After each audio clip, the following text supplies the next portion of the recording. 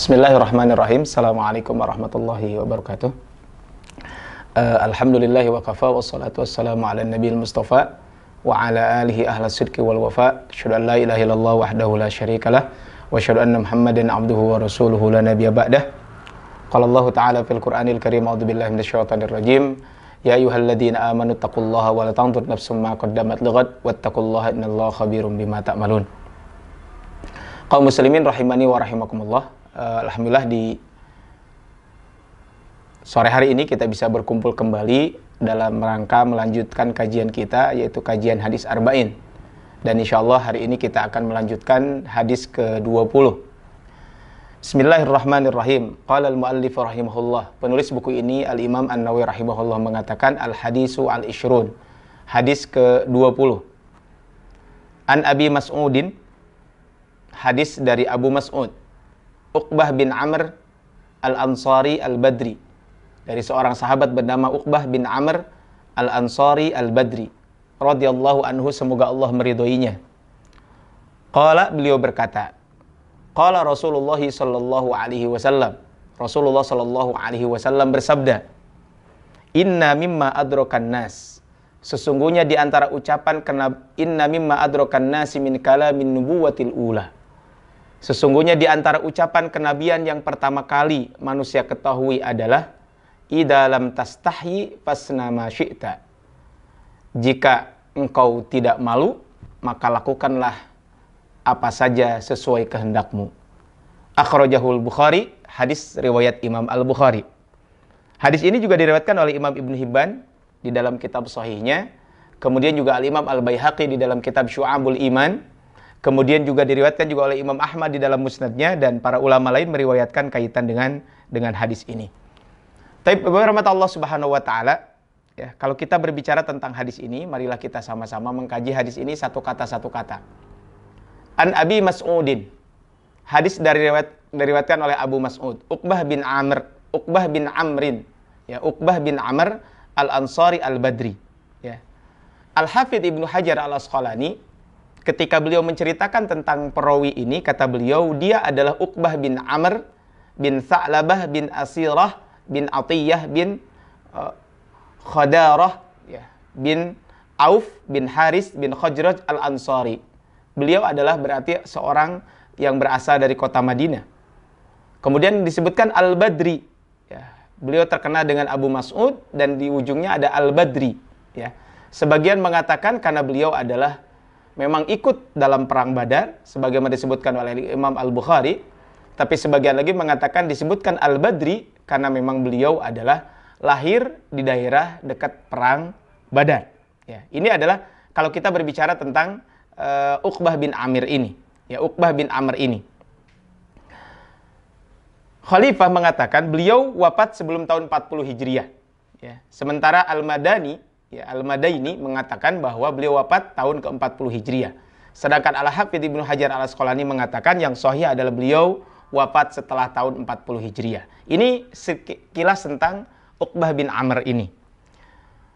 Kemudian, ya, qala, beliau berkata, qala Rasulullah sallallahu alaihi wasallam. Rasulullah SAW bersabda, inna mimma adrakan nas. Sesungguhnya di antara apa-apa yang diketahui manusia. Maksudnya adalah yang diketahui dari para pendahulunya, dari zaman ke zaman hingga zaman saat ini. Itu adalah inna mimma adrakan nas. Syekh Ismail Muhammad Al-Ansari mengatakan, ai tuwarrithuhu qarnan ba'da qarnin. Yang mereka wariskan dari satu generasi ke generasi yang lain, dari satu zaman ke zaman yang lain. Itu adalah inna mimma adrakan nas. Kemudian min kalamin nubuwatil ula. Terhadap perkataan kenabian yang pertama-tama, yakni perkataan yang pertama kali para nabi sampaikan kepada umatnya dari sejak zaman dahulu. Ini maksudnya adalah inna mimma adrakan nasi min kalamin nubuwatil ula. Al-Imam As-San'ani, ya, beliau mengatakan bahwa yang dimaksud dengan min kalamin nubuwatil ula mattafaqu alaihil anbiya walam yansakh kama nusikhat syara'i'uhum.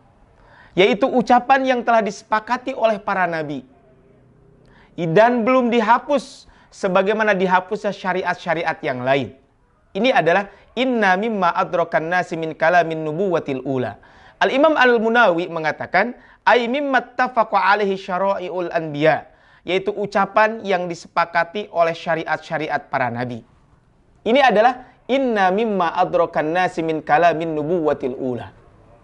Al-Imam Ibnu Rajab Al-Hambali, ketika beliau menjelaskan hadis ini, kata beliau ini mengisyaratkan bahwa perkataan tersebut merupakan jejak atau athar dari para nabi terdahulu. Dan manusia telah silih berganti di antara mereka dan saling mewarisi dari zaman ke zaman. Ini menunjukkan bahwa perkataan ini telah datang sejak kenabian terdahulu dan ini begitu terkenal di tengah-tengah manusia sehingga ucapan ini bersambung pada dari generasi dulu sampai umat ini. Ini kata Al-Imam Ibnu Rajab Al-Hambali ketika menjelaskan hadis ini.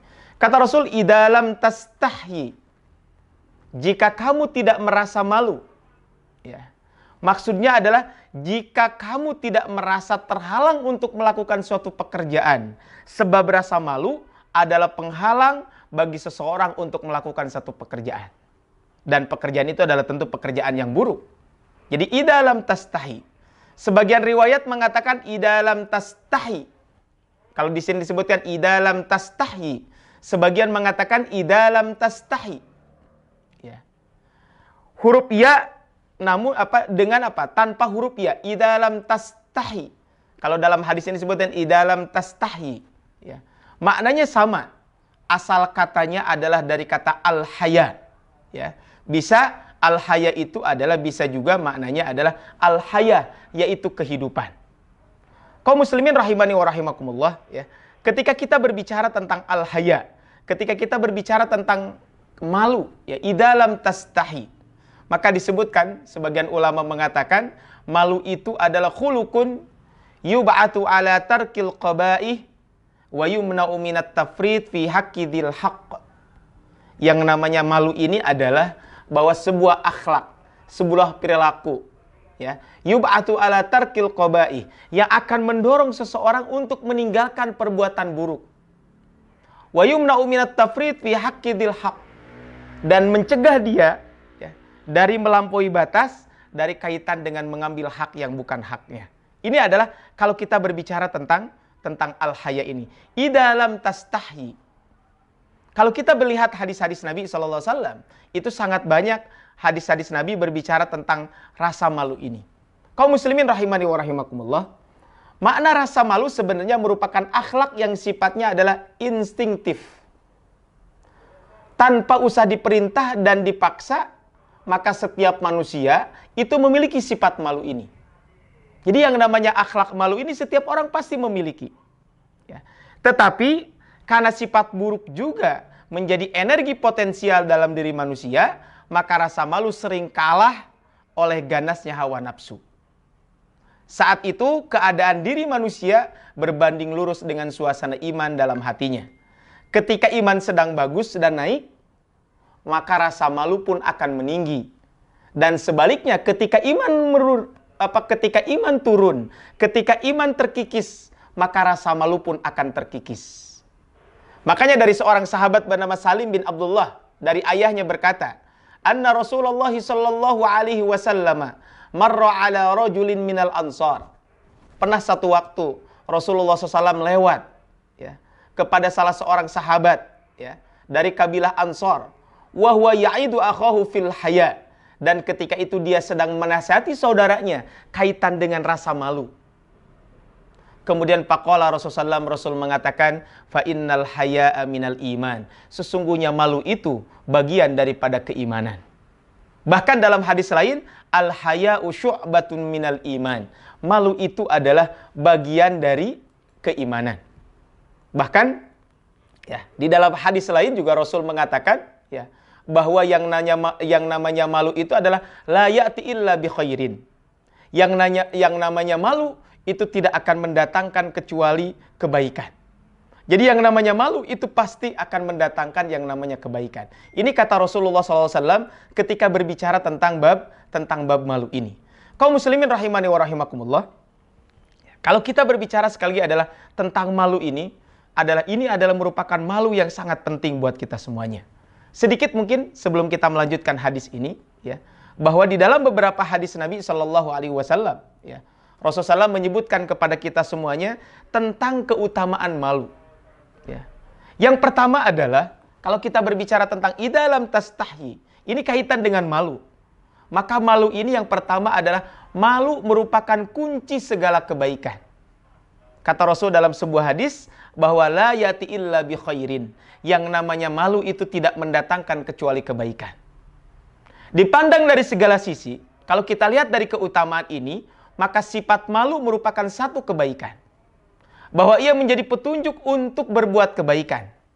Dan perilaku malu diawali dengan keengganan seseorang untuk berbuat buruk, karena takut dicap sebagai orang yang berbuat buruk. Akhirnya dia meninggalkan betul-betul kaitan dengan keburukan tersebut. Kedua hal ini merupakan suatu kebaikan tersendiri. Makanya tadi kata Nabi SAW bahwa haya atau yang namanya malu itulah yati illa bi khairin. Ini adalah yang pertama. Kemudian yang kedua, kaum muslimin rahimani wa rahimakumullah, di antara keutamaan malu yang disampaikan oleh Nabi SAW berikutnya adalah bahwa malu itu adalah sebagai fitrah manusia. Malu merupakan sebagian dari ciri-ciri khusus dan watak diri manusia. Meskipun dalam pelaksanaannya yang sesuai dengan ajaran Islam sangat memerlukan pengorbanan, ilmu, niat yang kuat. Karena rasa malu ini bisa mencegah manusia dari perbuatan yang diinginkannya sehingga dapat membedakan dirinya dengan hewan. Ini yang kedua. Yang ketiga, di antara keistimewaan atau keutamaan malu itu adalah bagian dari iman. Tadi sudah disampaikan, al-haya'u syu'batum minal iman.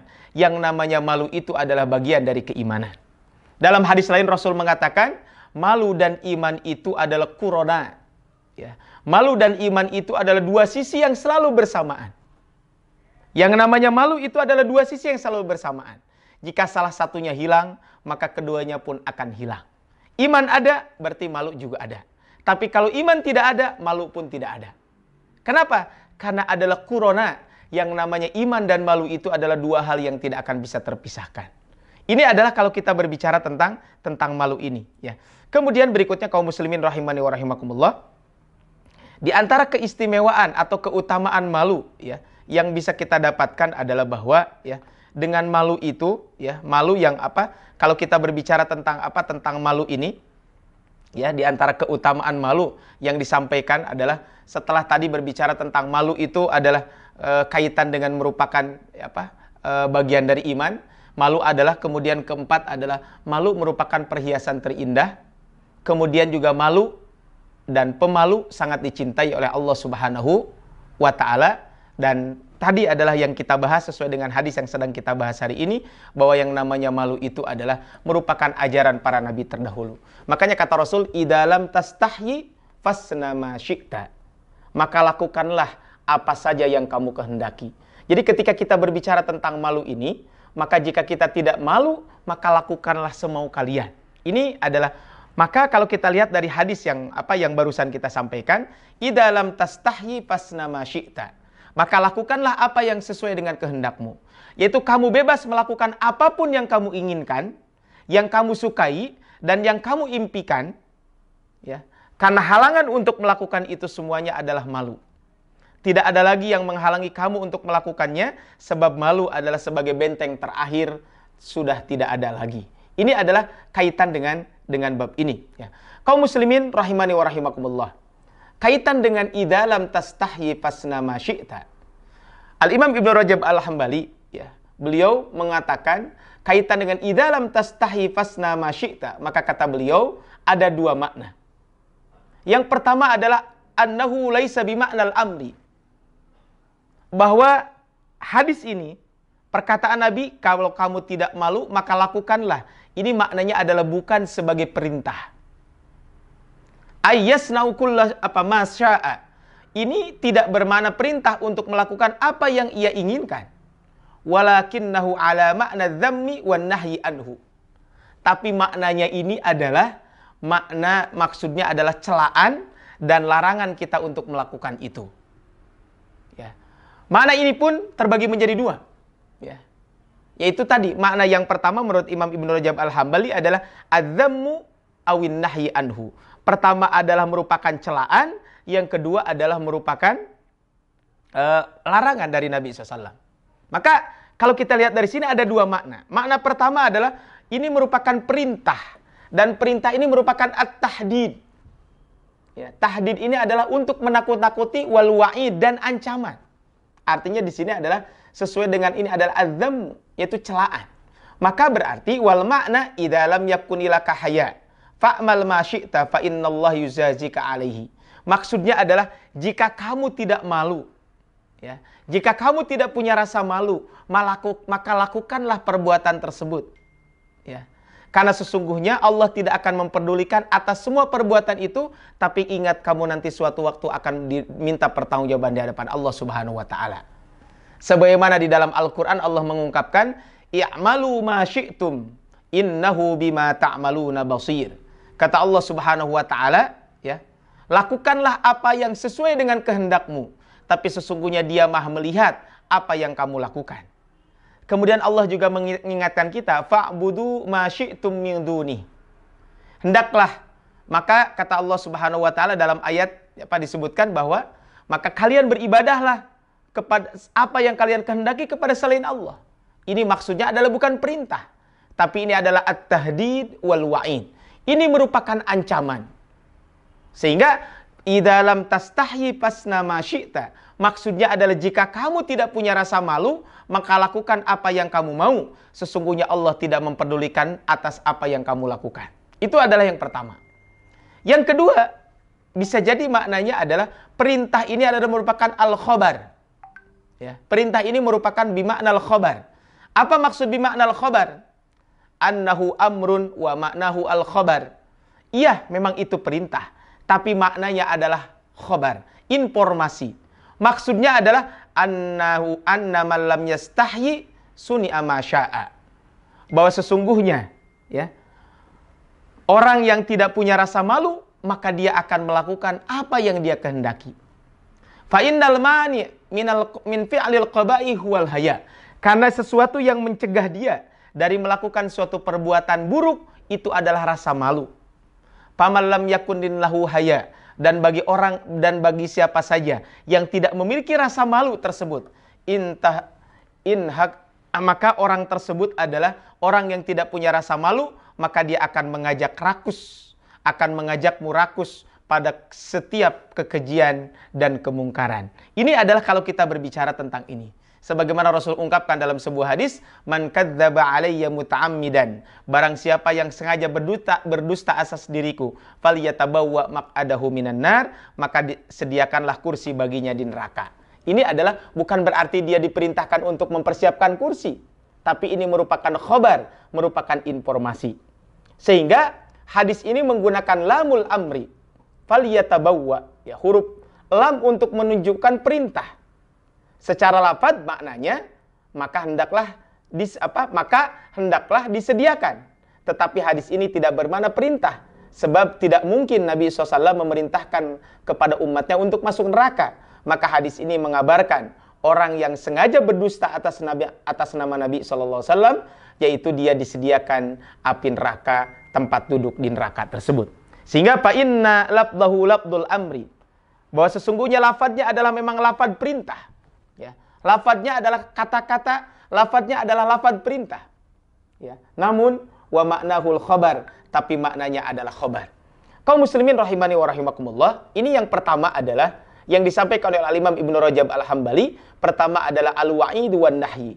Kemudian yang kedua kata beliau maknanya adalah dampak yang diperoleh para hambanya dari ma'rifat kepada Allah Subhanahu wa taala, kepada keagungannya, mendekatkan diri kepadanya, yaitu Allah Subhanahu wa taala mengetahui keadaan mereka, baik yang tersembunyi di dada atau pandangan mata yang berkhianat. Ini adalah bagian dari iman yang tertinggi, bahkan derajat tertinggi dari al-ihsan. Ini adalah yang disampaikan oleh Imam Ibnu Rajab Al-Hambali ketika menjelaskan idza lam tastahyi fasna ma syi'ta. Kaum muslimin rahimani wa rahimakumullah, ketika kita berbicara tentang malu ini, maka malu itu ada dua. Pada dasarnya memang rasa malu selalu membawa kepada kebaikan. Sebab malu itu adalah sesuatu hal yang baik. Sebagaimana Rasul menyampaikan, al-haya'u la ya'ti illa bi khairin. Yang namanya malu tidak mendatangkan kecuali kebaikan. Tapi kenyataannya, tidak sedikit manusia yang salah kaprah dalam menerapkan rasa malu ini. Mereka tidak malu ketika dalam keadaan yang seharusnya menuntut untuk malu. Tapi justru mereka malu ketika dalam keadaan mereka harusnya untuk tidak malu. Oleh karenanya, rasa malu ada yang terpuji, ada yang mahmud, ada yang madmum. Rasa malu yang terpuji adalah rasa malu untuk melakukan maksiat dan larangan-larangan Allah Subhanahu wa taala. Baik yang membawa dampak pada kehidupan pribadi, pada kehidupan agama, termasuk juga adalah untuk orang lain. Contoh zina, mabuk, menggunjing, membuka aurat dan lain sebagainya. Kemudian rasa malu yang tercela adalah, nah ini adalah berikutnya adalah rasa malu ya. Yang berikutnya adalah yang yang pertama adalah yang terpuji, yang kedua adalah yang tercela. Yaitu rasa malu untuk menampakkan syiar-syiar Islam. Malu beribadah dan hadir di majelis-majelis ilmu. Maka ini termasuk malu yang dilarang di dalam ajaran Islam itu sendiri. Kenapa? Karena kalau kita berbicara tentang malu ini berarti tidak semua malu itu adalah jelek. Ya. Kaum muslimin rahimani wa rahimakumullah. Umar ibn Khattab radhiyallahu anhu mengatakan, "Man qalla haya'uhu qalla wara'ahu." Siapa yang rasa malunya sedikit, kata beliau, maka waroknya juga sedikit. Wa man qalla wara'ahu mata qalbahu. Dan barang siapa yang rasa waroknya kecil, rasa waroknya sedikit, maka hatinya akan mati. Fudail bin Iyad mengatakan, kata beliau, "Khamsun min alamati syakwah." Ada 5 tanda orang celaka. Pertama adalah al-qaswatu fil qalbi. Yang pertama adalah kerasnya hati. Yang kedua adalah jumudul ain. Ya, mengeringnya air mata, artinya dia tidak bisa menangis. Kemudian qillatul haya, sedikit rasa malu. Kemudian berikutnya adalah yang keempat warraghbatu fid dunya.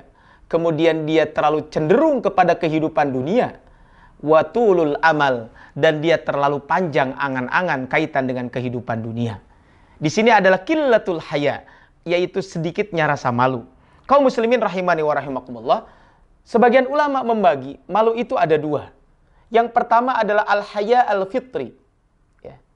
Al-haya al-fitri ini adalah maksudnya adalah haya, rasa malu yang memang ada pada diri setiap manusia. Yang kedua adalah al-haya al-muktasab. Rasa malu yang memang bisa kita usahakan. Dan ini adalah rasa malu al-haya al-muktasab. Ini adalah rasa malu dilandasi kaitan dengan beriman kepada Allah Subhanahu wa taala, kaitan dengan ma'rifatullah Subhanahu wa taala.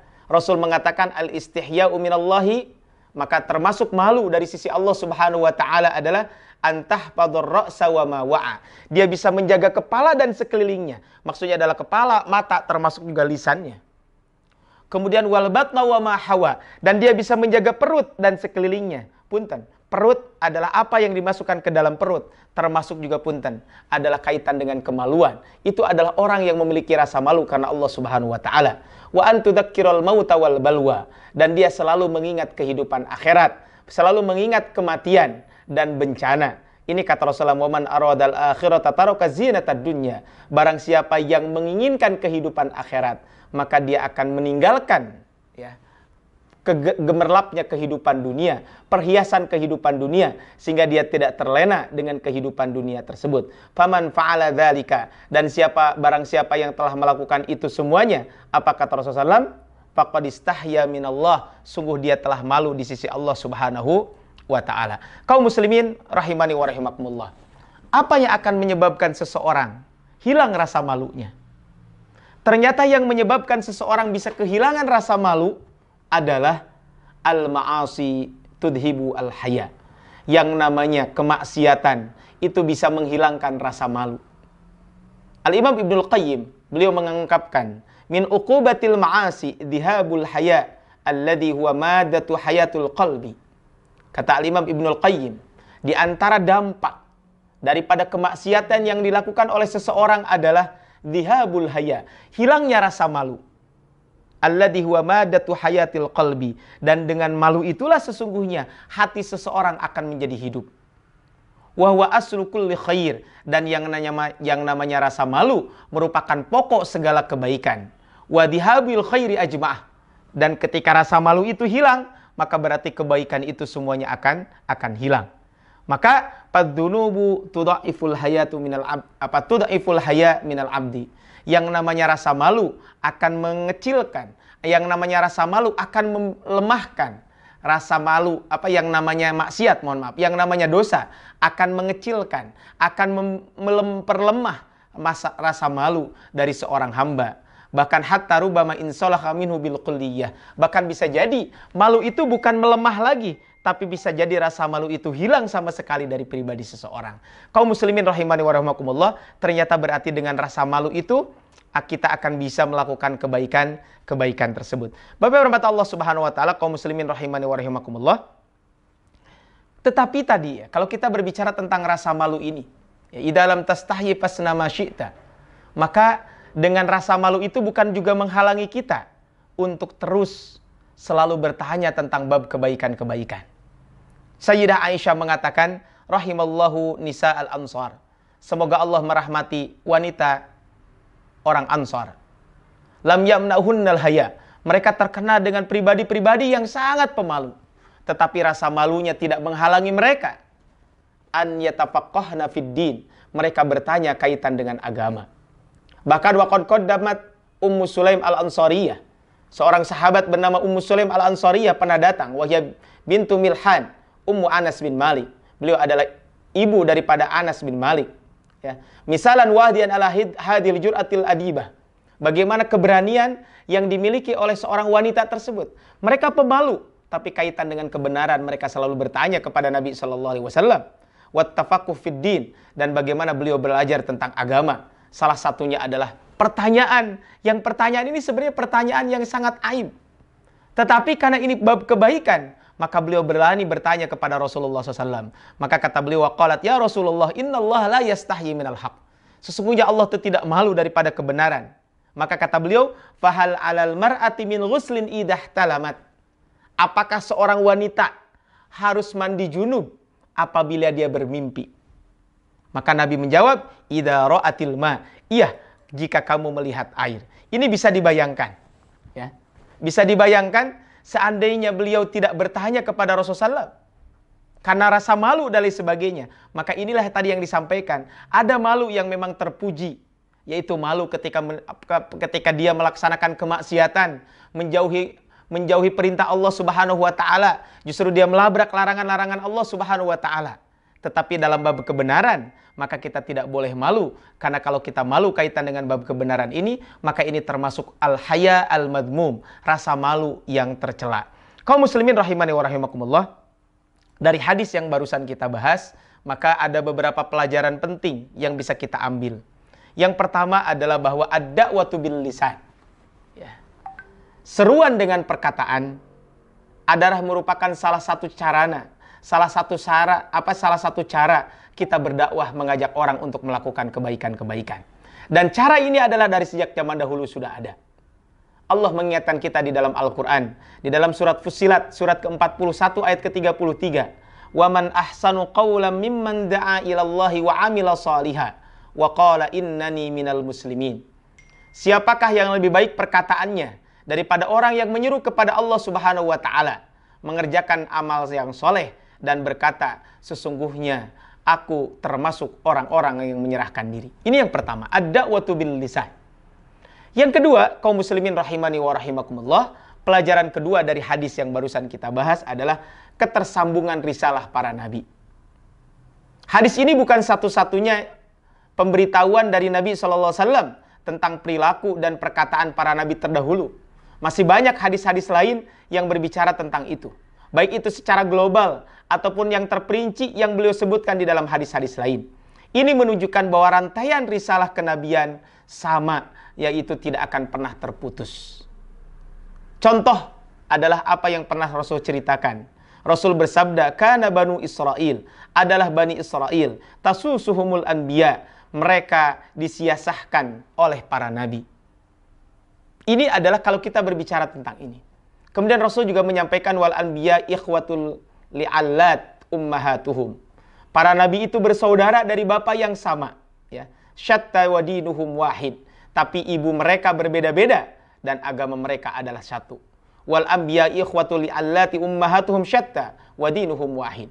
Jadi yang namanya para nabi itu adalah bapaknya sama, tapi ibunya mereka berbeda-beda, tapi agamanya adalah satu. Hadis riwayat Imam Muslim. Itu yang kedua. Jadi dakwah para nabi selalu berkesinambungan. Yang ketiga, kaum muslimin rahimani wa rahimakumullah, mengutip dan menyampaikan kalimat-kalimat yang berisi hikmah. Dan nasihat orang bijak terdahulu adalah perbuatan yang sangat baik selama memiliki keaslian sumbernya. Dalam hadis ini Nabi SAW mengutip dari ucapan para nabi terdahulu, yaitu ungkapan Nabi SAW, "Idza lam tastahyi fasna ma syi'ta." Ini menjadi pelajaran bagi para duat, bagi para khutbah, bagi siapapun yang selalu mengingatkan kebaikan, agar tidak segan-segan mengutip kalimat-kalimat yang mengandung hikmah, baik itu syair, pepatah, kemudian juga dan semisalnya dari orang lain. Dan lebih bagus jika kalimat-kalimat tersebut disandarkan kepada orang yang mengucapkannya atau disebutkan sumbernya. Jadi bukan satu hal yang aib ketika kita mengutip perkataan orang-orang soleh, orang-orang baik, selama perkataan itu adalah perkataan yang baik. Dan yang terakhir, kaum muslimin rahimani wa rahimakumullah, bahwa dari hadis ini ada satu pelajaran penting buat kita semuanya. Hadis ini membimbing kita untuk tidak sembarangan dalam mengeluarkan kata-kata dan tidak gegabah dalam berperilaku. Ya. Kenapa? Karena letak kemuliaan dan kehormatan seseorang bisa terlihat dari apa yang dikatakan dan yang dilakukannya tersebut. Idza lam tastahyi fasna ma syi'ta. Orang besar dan mulia akan mengeluarkan kata-kata dan perbuatan yang mulia pula. Sebagaimana orang-orang kerdil akan mengucapkan perkataan yang tidak bermanfaat dan memalukan, serta perbuatan yang sia-sia. Kemudian adalah hendaklah rasa malu. Ini harus selalu ada dalam diri kita semuanya. Kenapa? Karena rasa malu inilah yang akan menghalangi seseorang untuk melakukan perbuatan-perbuatan buruk. Sehingga orang beriman senantiasa menjadikan rasa malu sebagai alat kontrol bagi dirinya. Disebabkan rasa malu, seseorang tidak mau menampakkan auratnya. Karena rasa malu seseorang mengurungkan niat untuk melakukan perkataan kotor, untuk melakukan perbuatan yang tidak benar. Kenapa? Karena dia selalu merasa malu, minimal malu kepada manusia. Tentu syukur-syukur adalah malu kepada Allah Subhanahu wa taala, dan ini adalah yang disebut dengan al-haya al-muktasab. Kaum muslimin rahimani wa rahimakumullah, sekira itu saja mungkin yang bisa disampaikan kaitan dengan hadis arba'in nomor ke-20, yaitu hadis yang pendek tetapi isinya sangat penting. Inna mimma adrakan nas min kalamin nubuwatil ula idza lam tastahyi fasna ma syi'ta. Barakallahu fikum billahi fi sabilil haq wallahu muwaffiq ila aqwamit thariq. Nasr minallahi wa fathun qarib. Ihdinas siratal mustaqim fastabiqul khairat. Assalamualaikum warahmatullahi wabarakatuh.